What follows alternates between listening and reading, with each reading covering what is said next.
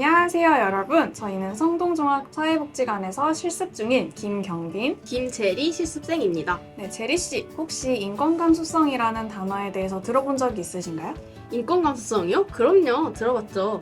꼭 거창한 일까지 가지 않더라도 일상생활 속에서도 인권적인 요소와 결부에 생각해보고 인권과 관련되어 생각해볼 수 있는 능력, 뭐 그런 거 아닌가요? 네, 맞습니다. 잘 알고 계시네요. 오늘 저희가 이렇게 인권감수성에 대해서 언급하는 이유는 인권감수성이 일상 속에서 타인을 차별하고 혐오하는 것과 연관될 수 있기 때문인데요.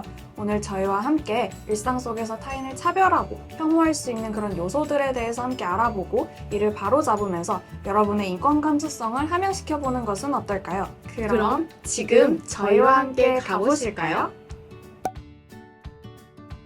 네, 먼저 용어적인 측면에서의 차별과 혐오적인 요소들입니다. 평소 아무렇지 않게 사용하던 말과 용어들에도 누군가를 차별하고 혐오하고 배제할 수 있는 요소들이 많이 포함되어 있었는데요. 최근에는 이러한 것에 문제의식을 느껴 대체어를 사용하고 있는 추세입니다. 그 예시의 첫 번째로 반팔이라는 단어가 있습니다. 흔히들 소매가 짧은 옷을 반팔이라고 하죠. 무더운 여름철 많이 볼 수 있는데요.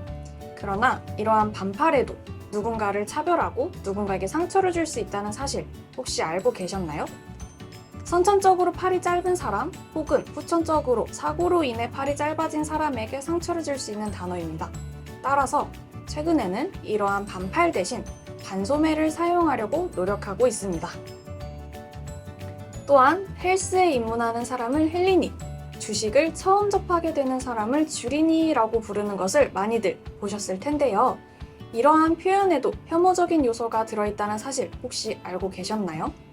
익숙하지 못한 분야에 땡리니라는 표현을 사용하는 것은 어린이를 연상하게 하고 이는 어린이를 차별하고 어린이에 대한 혐오감을 조성할 수 있다는 점에서 문제가 될 수 있는데요. 따라서 땡리니라는 표현 대신 초심자라는 표현으로 대체해 사용해보는 것은 어떨까요? 잼민이라는 표현 또한 마찬가지로 어린이를 향한 혐오 표현으로 볼 수 있습니다. 이러한 잼민이는 땡민이라는 표현과 마찬가지로 인터넷상에서 흔히 사용되는 용어인데요.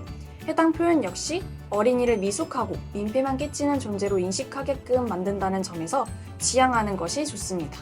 혹시 손이 동그랗게 보인 장갑을 어떻게 부르는지 아시는 분이 계실까요? 벙어리 장갑이라고 대답하신 분들이 몇몇 계실 텐데요. 벙어리는 언어장애인의 성대와 혀가 붙어 있다고 생각하는 사람들의 차별적인 발상에서 나온 장애인 혐오 표현입니다. 이렇기 때문에 최근에는 벙어리 장갑 대신 손모아 장갑이라고 대체해 부르고 있습니다. 또한 유모차라는 표현 대신 유아차라는 표현으로 대신해 사용하고 있는 움직임 또한 보이고 있습니다. 유모차는 이미 단어부터 어미모자를 사용함으로써 평등 육아의 의미를 저해하고 있다는 점에서 문제가 될 수 있는데요. 따라서 특정 성별과 역할에 집중하던 표현을 아이에게로 초점을 옮겨 유아차라는 표현을 사용하는 것이 바르다라는 지적이 받아들여지고 있습니다. 더불어 최근에는 결정을 잘 내리지 못하는 우유부단함을 결정장애라는 표현으로 사용하고 있는데요. 이 결정장애라는 표현 또한 결정을 잘 내리지 못한다는 이런 부정적인 측면을 장애라는 요소와 결합시킴으로써 장애를 극복해야 하는 부정적인 것으로 인식하게끔 만든다는 점에서 문제가 되고 있습니다. 다음으로 제리 선생님과 함께 시설적인 측면에서의 차별 요소들에 대해 알아보고 우리의 인권 감수성을 드높일 수 있는 문화 요소에 대해 함께 알아보도록 할까요? 이 사진을 보면 어떤 생각이 드시나요? 평범한 창문이지만 창문 손잡이가 너무 높이 있는 것 같지 않나요? 만약 키가 작은 어린이나 휠체어를 이용하시는 분들은 창문을 열거나 닫을 때 도움을 받아야만 할 거예요.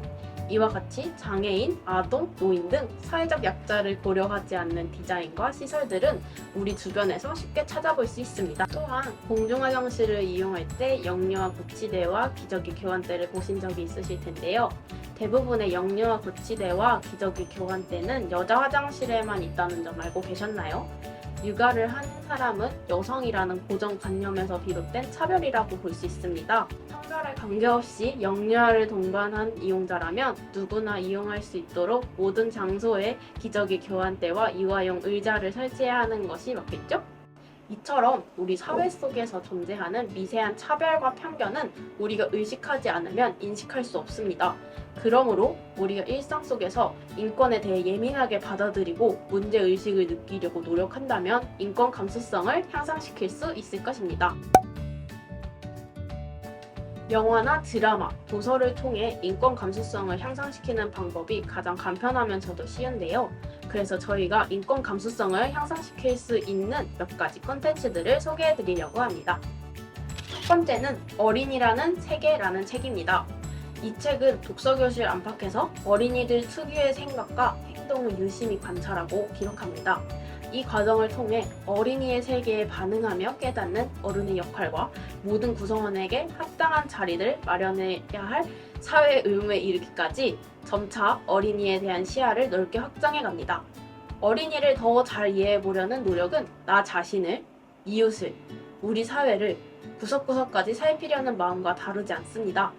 이 책을 통해 우리는 모두가 경험하지만 누구도 선뜻 중요하다고 말하지 못했던 어린이에 관한 이야기를 비로소 시작해 볼 수 있을 것입니다.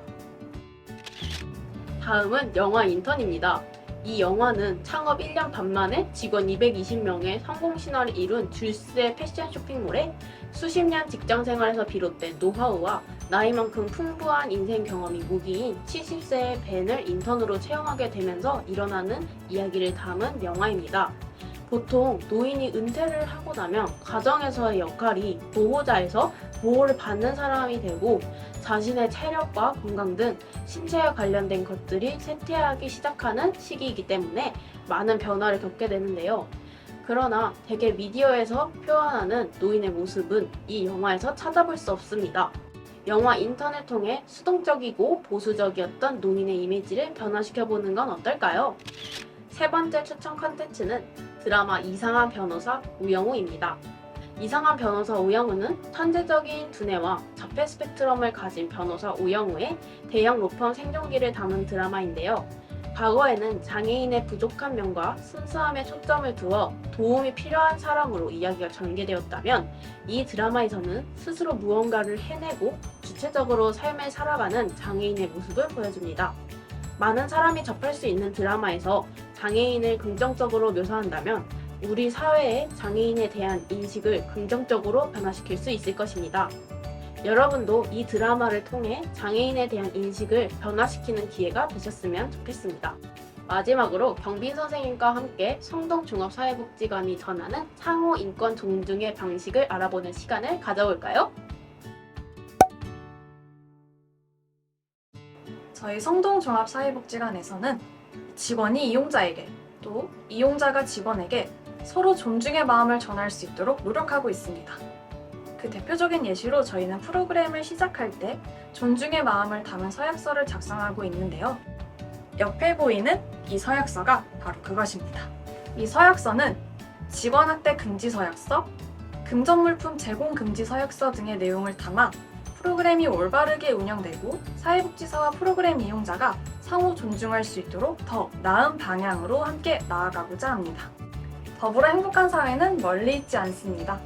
우리의 사소한 의식이 모여 새로운 세상을 만듭니다. 그 변화를 성동종합사회복지관과 함께 해보는 것은 어떨까요?